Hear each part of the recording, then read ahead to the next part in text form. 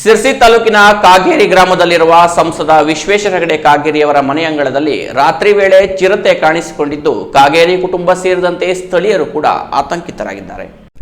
ಸಿರ್ಸಿ ತಾಲೂಕಿನ ಕಾಗೇರಿ ಗ್ರಾಮದಲ್ಲಿರುವ ಸಂಸದ ವಿಶ್ವೇಶ್ವರ ಹೆಗಡೆ ಕಾಗೇರಿಯ ಮನೆಯಂಗಳದಲ್ಲಿ ಚಿರತೆ ಪ್ರತ್ಯಕ್ಷವಾಗಿದೆ.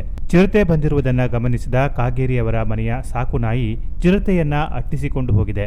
ಚಿರತೆ ಬಂದಿರುವ ದೃಶ್ಯ ವಿಶ್ವೇಶ್ವರ ಮನೆಯಲ್ಲಿ ಅಳವಡಿಸಲಾಗಿರುವ ಸಿಸಿ ಕ್ಯಾಮೆರಾದಲ್ಲಿ ಸೆರೆಯಾಗಿದೆ. ಚಿರತೆ ಬಂದಿರುವುದು 3 ಪ್ರತ್ಯೇಕ ಕ್ಯಾಮೆರಾದಲ್ಲಿ ಸೆರೆಯಾಗಿದೆ. ಇದು ಸಂಸದ ಕಾಗೇರಿಯವರು ಸೇರಿದಂತೆ ಕಾಗೇರಿ ಗ್ರಾಮದ ಜನರನ್ನು ಬೆಚ್ಚಿ ಬೀಳಿಸುವಂತೆ ಮಾಡಿದೆ.